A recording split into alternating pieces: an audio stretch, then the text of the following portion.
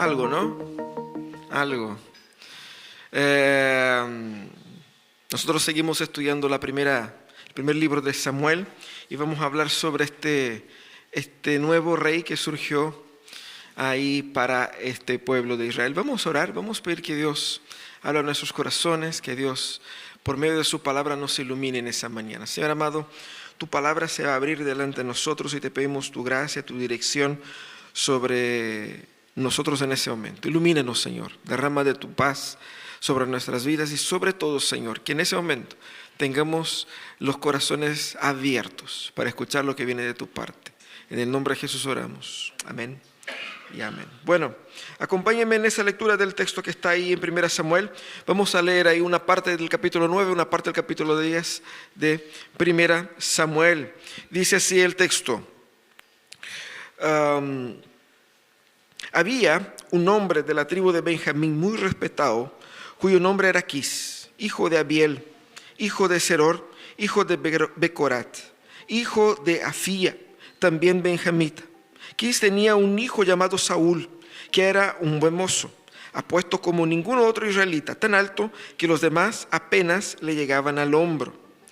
En cierta ocasión se perdieron las burras de su padre Quis, y este dijo a Saúl: toma uno de los criados y ve a buscar a las burras. Un día, más adelante, Un día, antes que Saúl llegara, el Señor había hecho esta revelación a Samuel. Mañana, a esta hora, te voy a enviar un hombre de la tierra de Benjamín. Lo ungirás como gobernante de mi pueblo Israel, para que lo libre del poder de los filisteos. Me he compadecido de mi pueblo, pues sus gritos de angustia han llegado hasta mí. Cuando Samuel vio a Saúl, el Señor dijo: ahí tienes al hombre de quien te hablé. Él gobernará a mi pueblo. Un poquito más adelante pasa eso. Entonces Samuel tomó un frasco de aceite y lo derramó sobre la cabeza de Saúl. Luego lo besó y dijo: es el Señor quien te ha ungido para que gobiernes a su pueblo. Hoy mismo, cuando te alejes de mí y llegues a Selsa, en el territorio de Benjamín, cerca de la tumba de Raquel, verás a dos hombres. Ellos te dirán: ya encontramos las burras que andabas buscando. Pero tu padre ya no piensa en las burras, sino que ahora está preocupado por ustedes. Y se pregunta: ¿qué puedo hacer para encontrar a mi hijo? Más adelante, cuando llegues al gran árbol de Tabor, te encontrarás con 3 hombres que se dirigen a Betel para adorar a Dios. Uno de ellos lleva 3 cabritos, otro 3 panes y el otro un odre de vino. Después de saludarte, te entregarán 2 panes. Acéptalos. De ahí llegarás a Gibeá de Dios, donde hay una guarnición filistea. Al entrar en la ciudad, te encontrarás con un grupo de profetas que bajan del santuario. Vendrán profetizando, precedidos por músicos que tocan liras, panderos, flautas y arpas. Entonces el Espíritu del Señor vendrá sobre ti con poder, y tú profetizarás con ellos y serás una nueva persona. Cuando se cumplan estas señales que has recibido, podrás hacer todo lo que esté a tu alcance, pues Dios estará contigo. Baja luego a Gilgal antes que yo. Allí me reuniré contigo para ofrecer holocaustos y sacrificios de comunión, y cuando llegue te diré qué tienes que hacer. Pero tú debes esperarme 7 días. Cuando Saúl se dio vuelta para alejarse de Samuel, Dios le cambió el corazón. Y ese mismo día se cumplieron todas estas señales. En efecto, al llegar Saúl y su criado a Gibeá, un grupo de profetas salió a su encuentro. Entonces el Espíritu del Señor vino con poder sobre Saúl, quien comenzó a profetizar con ellos. Bueno, surgió un nuevo rey ahí en Israel, ¿no es verdad? Ahí los que tienen más de 40 se van a percatarse de la referencia. Pero surgió un nuevo rey. Y ese nuevo rey estaba pasando por un momento muy interesante, porque a veces nosotros pensamos que estos cambios son sencillos y que son procesos que simplemente el pueblo dijo, mira Samuel, está viejo, queremos que nos traiga un nuevo rey. Y como que Samuel dijera, ok, bueno, a ver, ¿quién tenemos acá? ¿Cómo se eligen eso? Eso no es así. Normalmente, ¿cómo se da? O alguien toma el poder, que es lo que pasa en la mayoría de las naciones, o Dios indica a alguien, ¿cierto? Son las dos formas. O por un golpe militar, político, o por medio, obviamente, de una dirección divina. El pueblo de Israel era una teocracia, seguía siendo una teocracia. Y Samuel, dirigido por el Señor, va entonces y unge, elige, separa, prepara a este hombre que Dios había separado para ser el rey ahí en Israel. Y ese proceso era un proceso lento, tan lento que el texto nos dedica 3 capítulos, quizás un poco más, 3 capítulos y medio, para decir que finalmente Saúl fue elegido. Y lo más interesante es que todo ese proceso tenía que pasar por 3 etapas. Una, la etapa de saber quién era el caballero. 2, la etapa de todo el proceso divino de confirmación. Y 3, el pueblo tenía que también, así como reconfirmar. Porque podrían surgir, de hecho surgieron algunos que iban a decir, nosotros no nos parece ese muchacho, no tiene así como pinta de rey. De hecho tenía mucha pinta de rey. El texto dice que él era bonito, que era alto y que tenía cara de rey. Era, ¿cierto? Era ese rey Disney, era esto, ¿cierto? Pero el punto es que uno dice, ok, ustedes están acá y pensando, ¿de qué me sirve saber los detalles de la instalación de Saúl como rey? ¿Qué voy a hacer con esa información? Qué bueno para él, ¿cierto? O sea, no le fue tan bien así, pero bueno, o sea, mejor que nada. Y ya voy, ¿qué hago con esta información? Ese texto es muy importante, hermanos, porque nosotros estamos hablando aquí de que en el plan de redención de Dios, cuando Dios va formando una comunidad para que por medio de esta comunidad la redención llegara a tu vida, en ese proceso Dios tuvo que lidiar con un pueblo con un corazón endurecido, rebelde, que no se quería someter a su liderazgo. Y dijeron, nosotros queremos una estructura de liderazgo como las demás naciones. Y Dios dijo, sí, ok, yo les voy a dar un rey. Pero uno dice, ¿qué haríamos nosotros? Cuando uno es contrariado, uno hace lo que son las pataletas de adulto. ¿Han visto pataletas de adulto? Los niños saben cómo son las pataletas, ¿cierto? Bueno, algunos adultos también lloran y se dan vuelta al suelo, pero el adulto hace pataletas así. ¿Es eso lo que quieres? Entonces te voy a dar lo peor, porque tú eres así, ¿cierto? ¿Quieres un rey? Entonces te voy a dar un rey como son ustedes, con un corazón endurecido para hacerles sufrir. Porque nosotros queremos castigar muchas veces a la gente que nos contraría. Pero Dios es un Dios bueno. Y Dios ama a su pueblo. Y Dios tiene en mente la meta que es nuestra redención. Por eso estaba haciendo todo eso. Entonces Dios da al pueblo un rey y bendice a este rey. Y da al pueblo un rey para el beneficio del pueblo. El pueblo estaba siendo oprimido por sus vecinos. Nosotros hemos leído aquí en el texto que Samuel le dijo a Saúl, usted va a tal parte, va a pasar ahí, hay una guarnición filistea. Y uno dice, ¿cómo? Dentro del territorio de Israel había un puesto del ejército enemigo dentro del territorio, de tan avanzado, de tan controlado que estaba el territorio. Entonces claramente el pueblo no estaba pasándola bien, el pueblo estaba sufriendo, y eso es lo que Dios dijo. Dios envía un libertador, y Samuel y Saúl están en esa transición. Antes no había rey, eran libertadores. El libertador puede ser una persona de mejor o peor carácter, porque nosotros tenemos ahí gente de buen carácter y gente de carácter dudable. Tenemos un Sansón, libertó al pueblo por algunos años, pero el carácter que tenía él era, detestable. Teníamos otros que eran de mejor carácter, tenía gente de todo tipo. Pero para el libertador no importaba tanto si la persona era buena o mala, porque su función era básicamente militar y puntual.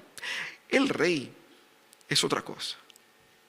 Rey es el líder de la cosa toda, un líder espiritual. Él no es ni profeta ni sacerdote, pero es el líder espiritual, el que parte el que guía a la nación o hacia la idolatría o hacia la adoración a Dios. Por lo tanto, no era solamente ser una persona que era buena para la batalla, pero tenía que ser la persona que iba efectivamente a pastorear la nación. Eso era. Porque la figura toda que está por detrás de esas figuras reales aquí es Jesús, que es el verdadero pastor de su iglesia. Cuando pensemos en Israel, pensemos en la iglesia. Israel era como una iglesia que funcionaba como nación. Y en algún momento Israel dijo, nosotros queremos ser como las demás iglesias, pero no, ustedes son diferentes. No, sí, pero queremos. Pero el Señor va y les accede a su petición, pero aún así les concede gracia. Por eso es importante, porque nosotros aprendemos acá, en ese texto, que Dios muestra su cuidado por el pueblo. Porque pese a pesado de corazón, el pueblo lo cuida, el Señor lo cuida. El Señor muestra aquí su paciencia, porque pese a su rebelión, el Señor es paciente. Pero el Señor también muestra aquí en ese texto que todo ese proceso, Él no solamente cuida al pueblo como tal, pero cuida a los individuos y a sus corazones. Mira qué interesante, cómo ese texto nos ayuda a crecer espiritualmente, a repensar nuestra espiritualidad. Lo primero, debemos entender que Dios muestra en ese texto, Dios manifiesta en ese texto su gracia mediante nuevos liderazgos. Cuando Dios elige un nuevo líder, claramente el pueblo dijo, nosotros no queremos someternos a Dios como rey. Entonces queremos un rey físico, un rey humano. Entonces el Señor transforma una petición pecaminosa en una bendición. Quizás ahora no en la vida propiamente de Saúl, porque Saúl se rebela contra Dios. Pero posteriormente el texto nos va a mostrar la transición de del periodo de los jueces a esa primera monarquía de Saúl que como que no prendió, a una monarquía definitiva en la figura de David. Y es por eso que en el Nuevo Testamento le llaman a Jesús de hijo de David. Es por eso que Jesús tuvo que nacer en Belén. Es por eso que Jesús nació de María, en la familia de David.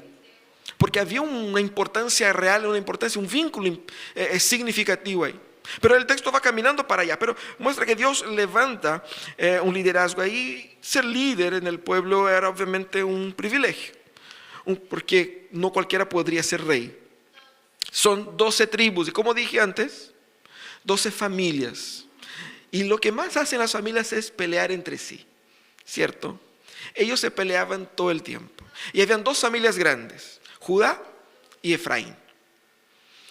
Uno más al norte, otro más al sur. Y Judá claramente se sentía como somos los más mejores, ¿cierto? Y Efraín quedaba así como que, oye, ¿qué te pasa? Y había esa tensión desde hace muchos años. Entonces uno piensa, si levantara en ese momento un rey de Judá, los de Efraín podrían decir, ay no, ¿y por qué ustedes se creen los importantes? Si fuera de Efraín, los de Judá iban a decir, no, pero nosotros estamos aquí está Jerusalén. Entonces el Señor va y levanta un hombre de Benjamín, una tribu pequeña que casi ya había sido extinta pocos años antes, o muchos años antes. Pero levanta a ese hombre que no era gran cosa, no era conocido, no era un líder así como que conocido de la nación. Aunque tuviera la pinta, no era líder, era un joven todavía. Y el tema es que el pueblo pasando por todo ese proceso, el Señor de opresión y todo eso, el Señor se compadece. La figura de Saúl es más parecida a la figura de los jueces que a un rey propiamente tal. Porque cuando él es ungido acá, él no dice, bueno, voy a mi castillo, porque no hay rey sin castillo, ¿cierto? Voy a mi palacio y voy a decretar, ¿cierto?, mis leyes y voy a armar mi ejército. ¿Qué hace Saúl? Él se devuelve a su casa y está cuidando de sus plantaciones, de sus bueyes, está haciendo su vida, porque eso era lo que hacían los jueces. Los jueces tenían una vida civil porque eran civiles. y eran un líder circunstancial. Entonces Saúl comienza así y posteriormente va generando esa estructura real con palacio, con todo eso, que se consolida más bien en David, pero que gana una proporción de mayor importancia con Salomón. Ustedes saben que Salomón sí construyó ese sí se fue al centro y se construyó su manso palacio con todo el derecho, con jacuzzi y todo lo demás. Pero aquí Saúl todavía estaba pobrito en su casa, humildecito, ¿cierto? Samuel lo unge y él no sabía qué hacer con esa información, porque no es el tipo de cosa que yo me paro, oye, ¿sabe qué? Yo me encontré con Samuel, que era el líder de la nación, él me ungió rey. O sea, no es el tipo de cosa que uno anda anunciando. ¿Qué hago con esa información? ¿Cómo se dará la coronación propiamente tal? Es complicado. Para que sea legítimo, para que no genere la idea de que uno está pasando por encima del otro, para que no genere la idea de que es una movida política de A o de B, para que sea algo que definitivamente de Dios. Mira, yo no me busqué nada, a mí me ungieron, yo andaba buscando unas burras y me encontré con eso. Es un privilegio y Dios muestra su gracia y su amor por el pueblo, eligiendo liderazgo, dando al pueblo una salida para los problemas que él encontraba. Y es favor de Dios, es gracia de Dios, primeramente a Saúl, porque nosotros tenemos una idea quizás bastante negativa del rey Saúl, porque David era el hombre bueno y Saúl era el malo, porque Saúl buscaba matar a David y todo eso. Pero cuando miramos la historia desde un principio, Saúl era un tipo ok. O sea, él tenía claramente problemas de carácter que no le permitió seguir como rey, porque él no obedeció al Señor y no obedecía al Señor, su corazón no estaba totalmente consagrado a Dios como David, pero claramente él, como no era nadie, recibe esa gracia de ser nadie a ser líder de toda una nación, ungido por el mismo Señor. Entonces, ese es claramente un privilegio. Pero ese privilegio, y eso es bonito, ese privilegio llega a él y él lo asume con humildad. Y es así como, ¿por qué? Porque incluso cuando el pueblo lo confirma como rey, surgieron algunos enemigos y dijeron, y ese uno no. Y Saúl los dejó ahí. Ustedes no me pescaron, pero los tengo anotaditos acá. Los dejó ahí caíditos. Saúl ganó la primera batalla. Después de ganar la primera batalla, la gente dijo, oye, ¿dónde estaban aquellos ahí que dijeron que Saúl era eso? Traigan acá para que lo matemos. Ahí Saúl dijo, no vamos a matar a nadie hoy día. Ganamos. Deja a esos locos que se vayan para su casa. Entonces, no era un tipo malo, al menos en lo que vemos en el relato. Él estaba recibiendo una bendición de Dios y Dios estaba bendiciendo al pueblo al bendecir a Saúl. Pero en ese nuevo, fíjate qué interesante lo que pasa acá.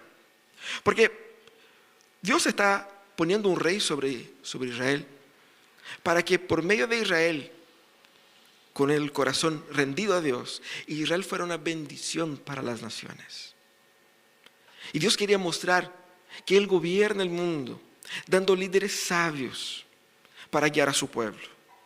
Y Dios muestra aquí que el ejercicio de su autoridad, y muestra que Él derrama gracia sobre su pueblo, manifestando su autoridad. En nuestro corazón, en nuestra cabeza, nosotros separamos gracia y autoridad. Gracia es bendición, gracia es cosa buena, autoridad es cosa mala, autoridad es opresión. Pero ¿qué es lo que Dios nos enseña cuando pone a Saúl como rey acá, de la forma como hizo? Lo que Dios está mostrando es que para Dios el ejercicio de la autoridad es también una manifestación de su gracia y no de opresión. Para el corazón humano, autoridad, someterse a autoridad, es casi como someterse a la opresión, porque el deseo humano es de ser libre de toda autoridad y de hacer lo que yo quiera. Y ese es el sueño. Lo que Dios está mostrando es al revés. La autoridad diseñada por Dios es manifestación de su gracia, de su favor, de su bendición.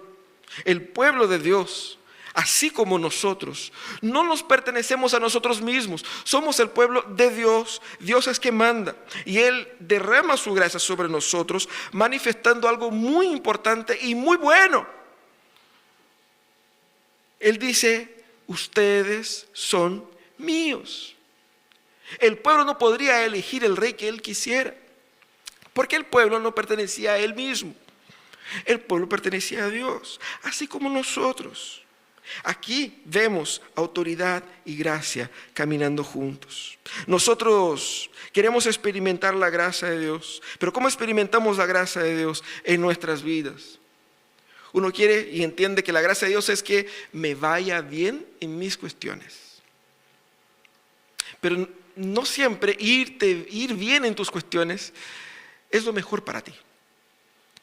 Si yo quiero que Dios muestre su favor a mí, que Dios me bendiga, si yo quiero contar con el favor de Dios, yo tengo que entender que Dios muestra su favor al enseñarme a mí en mi corazón que Él es mi Señor y yo lo debo tratar como tal y me debo someter a su soberanía.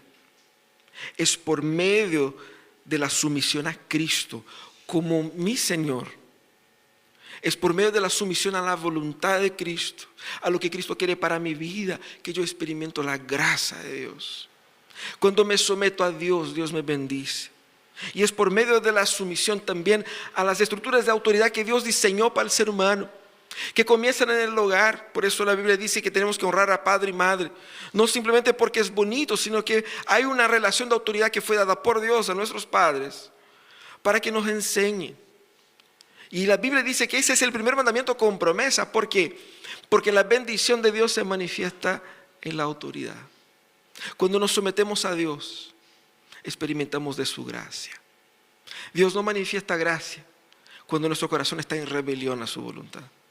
Y eso es lo que el texto en todo el libro de primera y segunda Samuel va a mostrar. Los reyes que se farrearon, que se rebelaron contra la autoridad divina, se fueron para fuera de la gracia de Dios. Pero aquellos que contaban con el favor divino eran exactamente aquellos que se sometían a la autoridad de Dios sobre sus vidas. Cuando nosotros nos sometemos a la autoridad de Dios, Dios manifiesta su gracia sobre nosotros. Vemos también en ese texto cómo Dios muestra, en segundo lugar, el cuidado o su cuidado al pueblo por medio de instrucciones adecuadas. Qué interesante cuando leemos ese texto, que Dios armó todo. Vea cómo Dios armó todas las cosas. El pueblo pidió un rey y claramente la pelota quedó en las manos de Dios, porque Dios tendría que elegir ahí, escoger, ¿cierto? ¿Qué hace Dios? El texto comienza: había un hombre llamado Quis, y ahí da una lista de otros nombres que ustedes pueden ahí después escoger para sus hijos, ¿cierto? Pero que tenía un hijo llamado Saúl, que vivía en una tribu ahí, en un pueblo, qué sé yo. Y ese hombre tenía unas burras y se perdió esos animales. Y él mandó a su hijo y el siervo buscar esos animales. El texto muestra con una riqueza de detalles que ellos fueron para un lado, se perdieron, las burras fueron para otro, y de repente ellos mismos estaban perdidos. Hasta que un momento el siervo dijo: oye, ¿por qué no consultamos al vidente? Eso es el término que ocupan acá. A un hombre de Dios, que nos dé alguna luz, porque estamos perdidos y los animales están perdidos, estamos todos perdidos. Ellos fueron y alguien dijo: no, Samuel está por ahí. Y fueron y se encontraron con Samuel. Pero un día antes, Dios había dicho a Samuel: mira, mañana usted se va a encontrar con un loquito así, así, así, y lo va a ungir rey, porque él va a ser rey.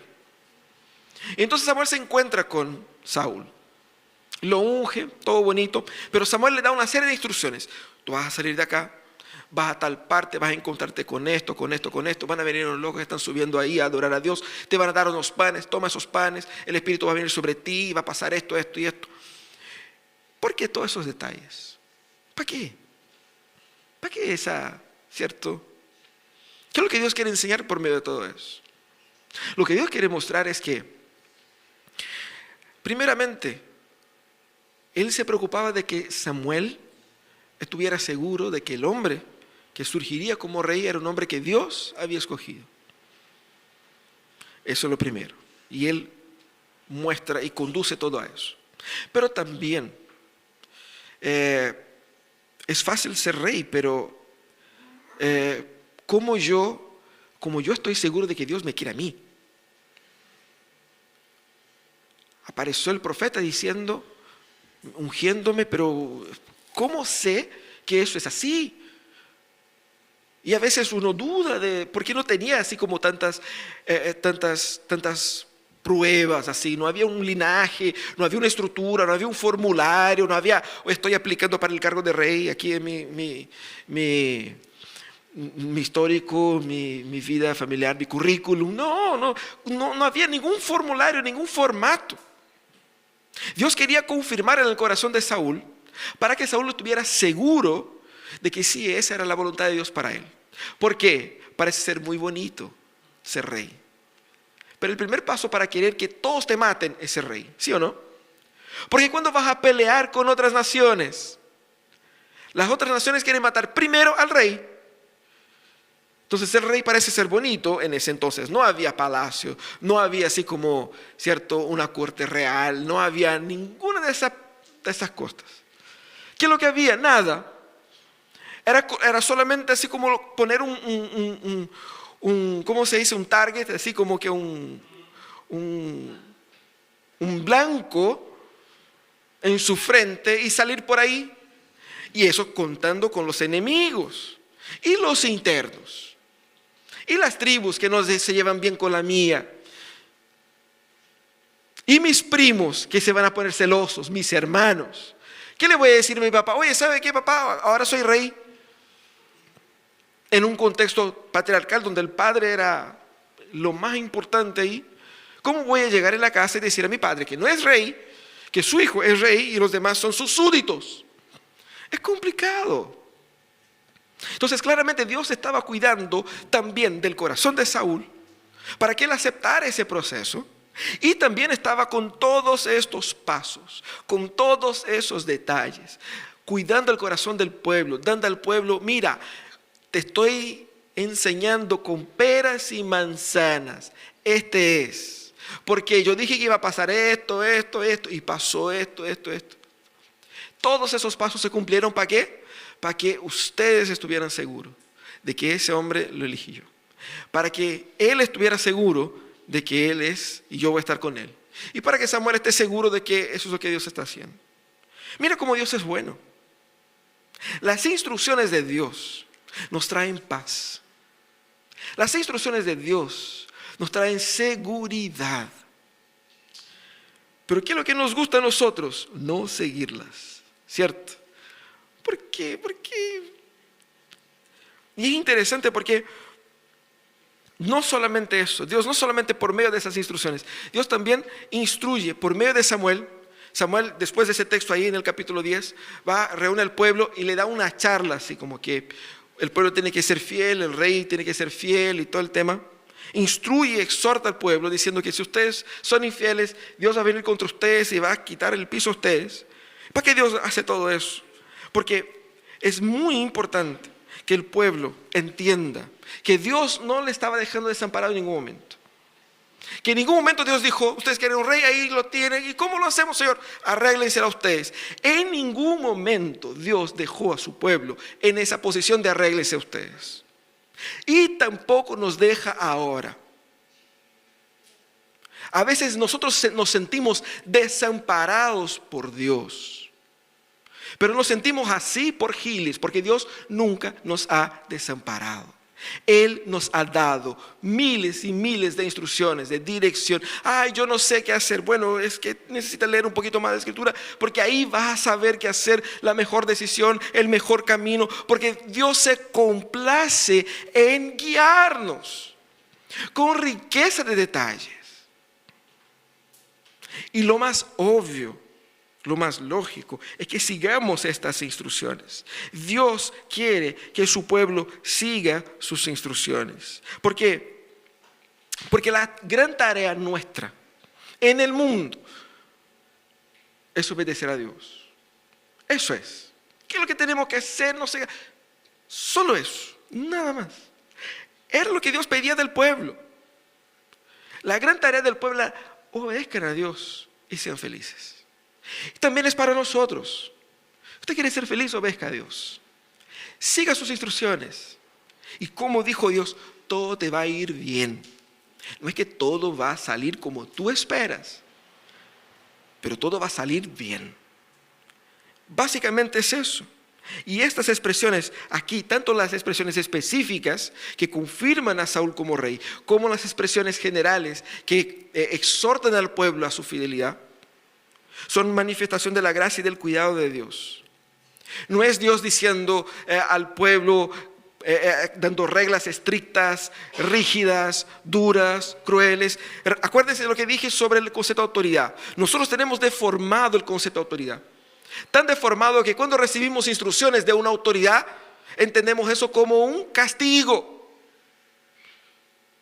Pero Dios rectifica y santifica el concepto de autoridad, mostrando autoridad como manifestación de su gracia. Luego, las instrucciones que recibimos de esa autoridad es bendición, es libertad, es gracia, es cuidado. Y si tú quieres ser cuidado por Dios, escucha lo que Dios te está diciendo. Tanto que el fracaso de Saúl es exactamente el de no seguir a las instrucciones que Dios le dio. Dios dijo, haga esto. Él se puso creativo. Él dijo, no tenemos que ser tan estrictos. Podemos hacer así también. Y el Señor dijo, no, es así o así. Y le cerró la cuenta, lo llamó a recursos humanos y dijo, mira, ¿sabe qué? Hasta aquí nomás llegaste. Estoy buscando un reemplazo para ti. Imagínate, si es difícil como un profesional estar trabajando y que tu jefe te diga, mira, ¿sabes que estamos buscando una otra persona para tu puesto? Imagínate cuando eres rey, con todo el ejército a tu disposición, ¿cierto? Era lo más natural lo que pasó con Saúl y David en el futuro. Pero el punto aquí es, Saúl no siguió las instrucciones del Señor más adelante en su vida. Y eso es interesante porque cuando nosotros experimentamos el cuidado de Dios, cuando nosotros experimentamos la protección de Dios, nosotros experimentamos la certeza de que Dios nos ama. Dios te ama a ti, mucho más de lo que tú mismo te amas a ti. Porque tú mismo tomas pésimas decisiones para tu vida, ¿sí o no? ¿No te amas? ¿Y por qué hace eso contigo? Porque soy tonto. No hay otra explicación. Pero el Señor quiere tomar mejores decisiones para nuestras vidas, porque Él sí nos ama. Y es así. Nosotros pedimos el cuidado de Dios, pero no queremos hacer lo que Él quiere. No queremos hacer su voluntad. La voluntad de Dios revela la intención de Dios de beneficiarnos. Dios está jugando a nuestro favor, para nuestro beneficio. Cuando nosotros confiamos en las instrucciones de Dios, nosotros llegamos a tomar no solamente mejores decisiones para Él, sino que también para nosotros. Y fíjate que hacer lo que Dios demanda no solamente es lo mejor en términos morales, porque Dios es el Señor de todo el universo y demanda obediencia a su palabra, pero también es lo más lógico en términos prácticos, porque es lo que más te conviene. Es lo que más te conviene, no es lo que quieres, esa es otra cosa, pero lo que más te conviene, la opción más rendidora, con lo que más tienes a ganar, es en hacer lo que Dios dice. Así como Dios nos cuida. La iglesia disfruta del cuidado de Dios cuando es obediente. Y no cuando se pone creativa y dice, no, si podemos hacer así también. No, sigamos lo que Dios dijo. Pero también Dios nos enseña en su texto que su poder es manifestado, no trayendo grandes manifestaciones de fuerza física, militar, política, sino que transformando el corazón. Porque no basta ser rey, uno tiene que demostrar. Es bonito uno decir, bueno, fui ungido, soy rey, y uno va a decir, bueno, pruébalo. Autoridad es una cosa complicada de manifestar, de demostrar. Liderazgo es algo conquistado. Entonces la instalación de Saúl trajo obviamente tanto el privilegio para él, wow, qué privilegio, pero también el reto. ¿Eres capaz de de probar que tiene capacidad de reinar, que tiene liderazgo para unir a las 12 tribus, para librar el pueblo del poderío enemigo que incluso ya está dentro del país. Entonces, poner a Saúl como rey no era suficiente, era necesario también dar a Saúl capacidad de victorias militares. Eso es lo que necesitaba, victorias militares y una estructura que le permitiera eso. Y Dios no hace eso dando a Saúl resultados mágicos. ¿Qué es lo que hace Dios? Cambiando el corazón de Saúl. Eso es todo. No le trajo un ejército a su puerta, no le dio así como grandes miraculosas batallas donde él venció así. No, sí venció varias batallas, pero ¿qué es lo que hace Dios? Para mostrar que su poder está a disposición del rey, le cambia el corazón. Y ese transformar del corazón, algunos dicen que es el primer relato bíblico de una conversión. Ese cambiar de corazón, ese poder del Espíritu Santo sobre Saúl, acompaña la promesa verbal de que Dios estaría con él. Samuel le dijo, Dios va a estar contigo. Entonces Saúl tenía que creer en eso. Pero Saúl creyó en eso porque Dios cambió su corazón. Y todo eso es importante porque Israel estaba muy fragilizado. Y quizás alguien podría pensar, en aquel momento cambiar el corazón era bueno, pero sería bueno, ¿sabe qué? También un ejército más grande. Más adelante vamos a descubrir que Israel ni siquiera tenía espadas. En el capítulo 13, ellos van para la batalla y el texto dice que solo tenían en todo Israel 2 espadas. La de Samuel y de su hijo Jonatán. Tan bueno, ¿no? La de Saúl y Jonatán. Y el Señor capacita a Saúl y no le da espadas al pueblo. Le cambia el corazón. Como que muchos de nosotros queremos, Señor, eso está bien, eso del corazón, pero necesitamos algo así como más, ¿cierto? Unos escudos quizás. No sé, para poder luchar. Ese era el estado de Israel, de tan fragilizado como estaba. Y la figura de Saúl tampoco era una unanimidad absoluta. Él tenía pinta de rey, tenía cara de rey, pero imaginen ustedes, en aquel momento, con los filisteos ya dentro del país, si alguien se proclama rey sin una estructura militar adecuada, sería muy fácil de derrotarlo. El enemigo ya estaba ahí. Por lo tanto, era muy peligroso.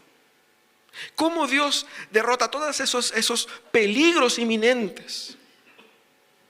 Transformando el corazón de Saúl y no las circunstancias en las cuales Saúl estaba. Dios le da a Saúl la certeza de que él no sería derrotado por estos enemigos. ¿Cómo? Transformando su corazón. El poder del Espíritu Santo es suficiente.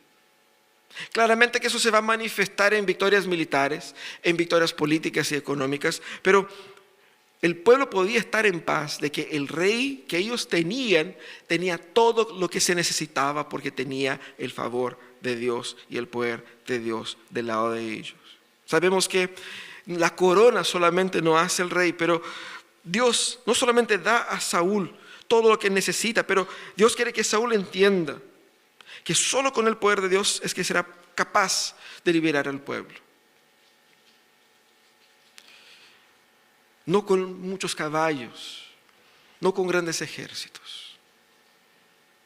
Y eso pasa también en nuestras vidas. No confiamos en que con el poder de Dios es suficiente. No confiamos de que Dios es suficiente. Es bueno eso de Dios, pero necesitamos algo más. Necesito un mejor empleo, necesito un mejor trabajo, una mejor casa, necesito mejores condiciones. Necesito que me cambien esto. Necesito que cambie mi jefe. Necesito cambiar de país para que las cosas cambien. Queremos cambiar todo menos nuestro corazón. Y Dios va transformando lo más importante, lo más relevante, el corazón humano. Porque lo que Dios quiere es que Saúl confíe en él. Y lo que Dios quiere de ti es que tú confíes en Dios. Y no en tu capacidad. Y no en tu trabajo. No en tu historia. Confíes en Dios. Cuando Dios te llama a hacer algo, hazlo. Cumple ese llamado de Dios para ti, llamado como padre, como esposo, como hijo, como siervo de Dios, como discípulo de Jesús, como parte de esta comunidad. Cúmplelo a cabalidad, con la conciencia de que no es porque tú eres brillante, lindo, maravilloso, sabio, porque eres la estrella que brilla en el cielo y que ilumina a todos a su alrededor, porque tu mamá te dijo que eres lo más importante del mundo y tú te la creíste. No. Es el poder de Dios que actúa por medio de nosotros. Lo que Saúl experimentó fue un privilegio en aquel momento, pero lo mismo que Saúl experimentó, todos nosotros experimentamos, porque es el Espíritu Santo que habita también en nosotros, que nos capacita a nosotros a tomar mejores decisiones, a cumplir los desafíos que Dios pone en nuestro camino. Nosotros solemos confiar mucho más en lo que vemos de lo que Dios nos dice. Nosotros damos demasiado valor a las emociones, a las sensaciones, a las tincadas, como les decía la semana pasada. Creemos en las tincadas, me tinca que es así. Y no confiamos en el Señor. Y buscamos muchas veces ser fuertes, cambiando las circunstancias. Pero Dios quiere que veamos las circunstancias de otra forma. Dios nos quiere cambiar a nosotros. Y debemos buscar ser fuertes en el Señor. Porque en Dios hay capacidad para hacer todo lo que Dios demanda de nosotros. Ahora, ¿cómo entonces nosotros podemos aplicar con esa nueva administración de Saúl y de qué manera eso me enseña a mí? Primeramente, Dios quiere que yo entienda que Él manifiesta su cuidado a través de su autoridad. Cuando me someto a la autoridad de Jesús, disfruto de su gracia y de su protección. Aprenda a obedecer. Porque obedecer es someterse a la autoridad de Jesús. Y cuando nos sometemos a la autoridad de Jesús, Dios nos cuida. Dios también nos protege por medio de su palabra. Porque los niños, nosotros sabemos cuando chicos quieren poner el dedo en el enchufe. Ellos no saben qué es lo que es. Y nosotros también como adultos queremos meter el dedo en otros enchufes por ahí, destruyendo nuestras vidas, tomando pésimas decisiones. Y pensamos que es una excelente idea. No nos va a pasar nada. Dios nos prohíbe de hacerlo y nosotros decimos, Dios es malo, ¿por qué no me deja hacer lo que yo quiero? Y Dios nos está librando. Parece ser tan obvio con adultos, pero exactamente nuestra postura delante de Dios. Confía en el cuidado de Dios, confía en el amor de Dios, obedece su palabra, escucha su palabra, lee su palabra. Y recuerda que Dios te va a capacitar a hacer lo que Él demandó de ti, promete el Espíritu Santo. No es con más plata, con más poder, más autoridad sobre la gente, con mejores circunstancias que tu vida va a mejorar. Si tú quieres que tu vida mejore, tienes que ser más lleno del Espíritu Santo. Es así, no hay otro. Porque es así como el Señor manifiesta su poder. Es así como Él nos capacita a cumplir plenamente nuestro llamado. Cierra tus ojos. Vamos a orar. Vamos a pedir que Dios derrame de su gracia sobre nosotros. Señor amado.